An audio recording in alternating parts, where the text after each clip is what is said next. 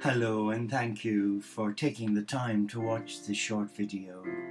It is part of the 2012 series to prepare the children of God to reawaken the I Am presence within their being and allow the heart connect with the soul, which is the gateway to God.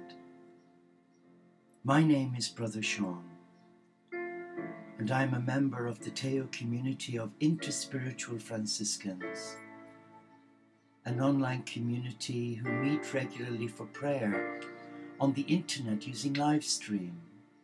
And the joy that we have is that we can embrace the Supreme from our monastery without walls.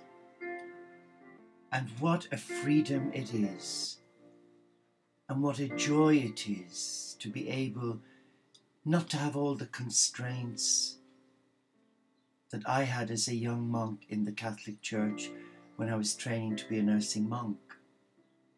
But as a Catholic Christian, I do love my church. But sadly, having embraced interfaith,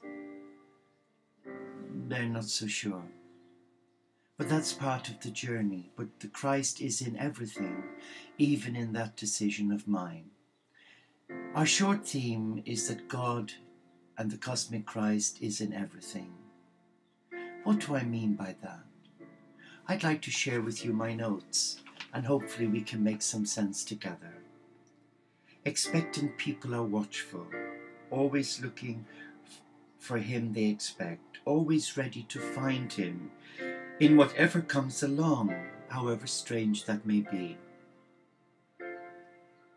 This is what awareness of the cosmic Christ is to be like, and it requires diligence that taxes a man's senses and powers to the utmost. And I know you'll agree with that, because I certainly endorse it. If we are to achieve that unity, intimacy, and sense of belonging with the cosmic Christ in God, then we must try at all times to make ourselves available in our vulnerability. In this regard, one kind of work does indeed differ from another.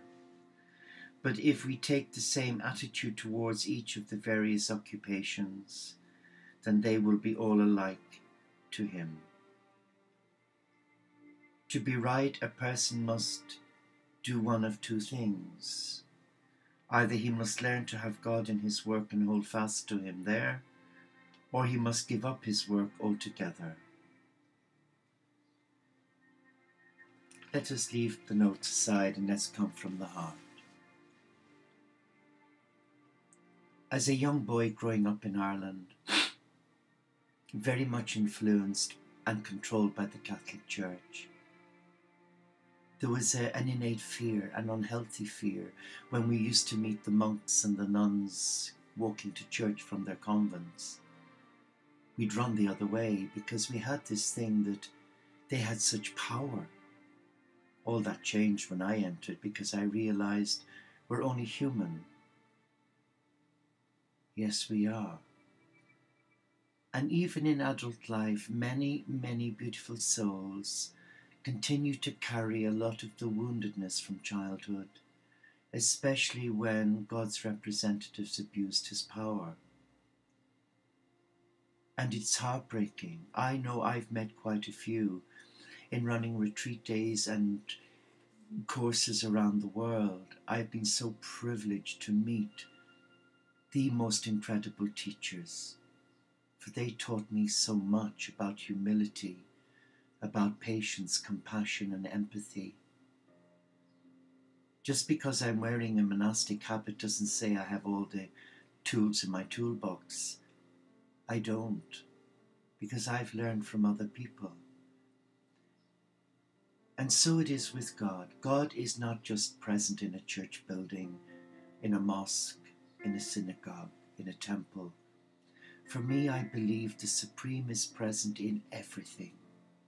In every blade of grass, in every rose petal, apart from the sunrises and sunsets, which are so magnificent, but in something as insignificant as a blade of grass that we walk on and often disregard, God is present. God's love is present in creation.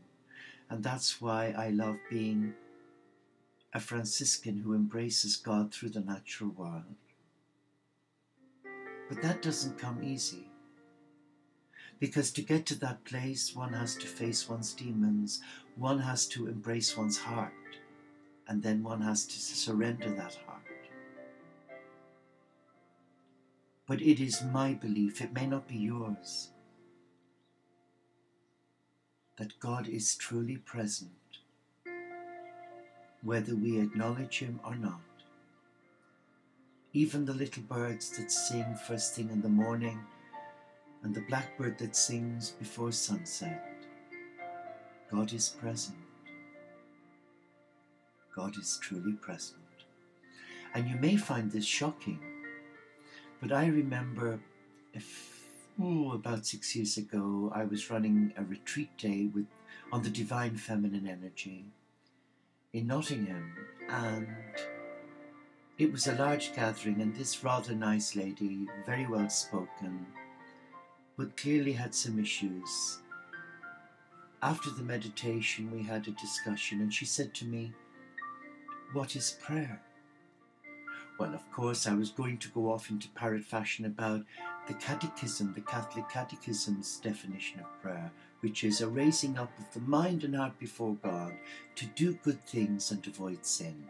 I couldn't get the first syllable out of my mouth when suddenly out came from my mouth, "Prayer is like good sex."